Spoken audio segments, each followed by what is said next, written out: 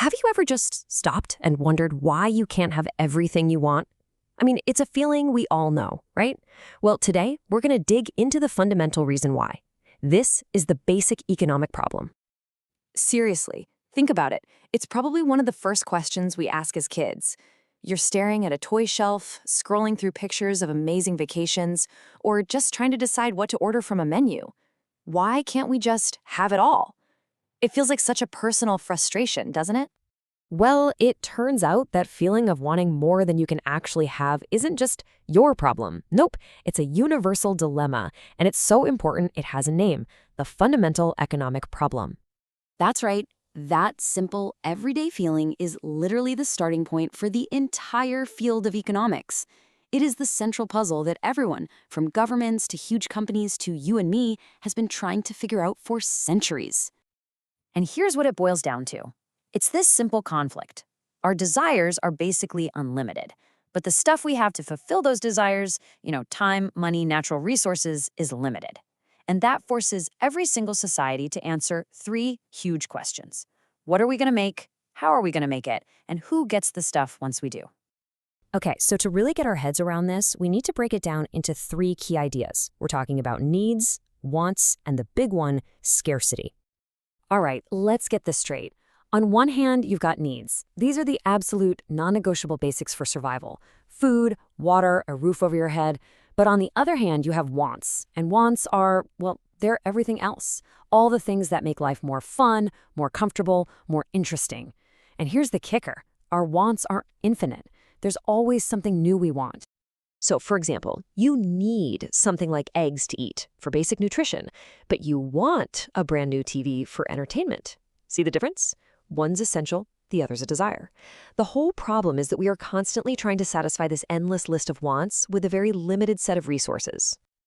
And that brings us to the most important word of the day, scarcity. Now, this isn't just about a store being temporarily out of stock. Scarcity is the fundamental condition of life. It's the constant reality that our unlimited wants are always crashing up against our limited resources. Everything, from your free time to a country's oil supply, is scarce. So, if this thing called scarcity forces us to make choices, what's the real consequence of making a choice? Okay, this is where economics gets really cool. Think about it for a second. Every time you decide to do one thing, you're also, by definition, deciding not to do a million other things. So what's the actual, true cost of any decision you make? I'll give you a hint. It's almost never just the price tag. And this leads us to one of the most powerful ideas in all of economics, opportunity cost. The opportunity cost isn't what you pay for something. It's the value of the next best thing you gave up to get it. It's the road not taken. Every single choice has this hidden cost, the opportunity you sacrificed. And once you grasp this, you start seeing it absolutely everywhere. If you buy a new bike, the opportunity cost might be the new clothes you can't buy. If a government spends billions on new roads, the opportunity cost could be the new schools it didn't build. Heck, even your choice to watch this right now has an opportunity cost, whatever else you could be doing with your time. Okay, this all makes sense as an idea, but is there a way to actually see these trade-offs? You bet there is. Economists have this really slick tool for it, called the production possibility frontier. And what's so cool about this tool is that it doesn't just show you one piece of the puzzle. It manages to visualize scarcity, choice, and that super important idea of opportunity cost all in one simple graph. So what is it? It's called the production possibility frontier, or PPF for short. Basically, it's a graph that shows you all the different combinations of two things, let's say cars and computers, that an entire economy can produce if it's using all of its resources as efficiently as possible. Look at the curve itself. That line is the absolute maximum limit of what can be produced. That's scarcity in visual form. Any point right on that line is an efficient choice. If you're producing inside the curve, you're being inefficient.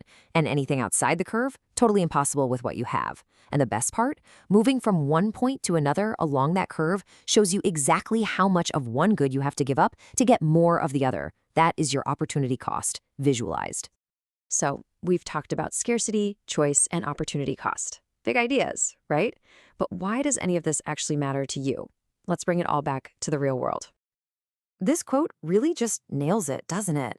Economics, at its heart, isn't really about money. It's a way of thinking, a mental model for making smarter decisions in a world where you can't have it all. And I really want to stress this. These are not just abstract ideas for a textbook. This framework of scarcity, choice, and opportunity cost is like the invisible operating system running in the background of your daily life, of your government's budget debates, and of every single business decision. And I mean everyone. Individuals like you and me, we balance our time and our money. Households have to manage a budget. Companies, and even entire governments, face the exact same fundamental challenge. How do we make the best possible choices with the limited resources we have? And that, right there, is the key takeaway. The moment you truly understand that constant tug-of-war between infinite wants and finite resources, the moment you start seeing the hidden opportunity cost in every single decision, you've taken your first and most important step to thinking like an economist. So I'll leave you with a final thought, a little test. You just spent your most valuable, non-renewable resource, your time, listening to this. So what was your opportunity cost? What was the next best thing you could have been doing instead? Something to think about, isn't it? Thanks for joining us.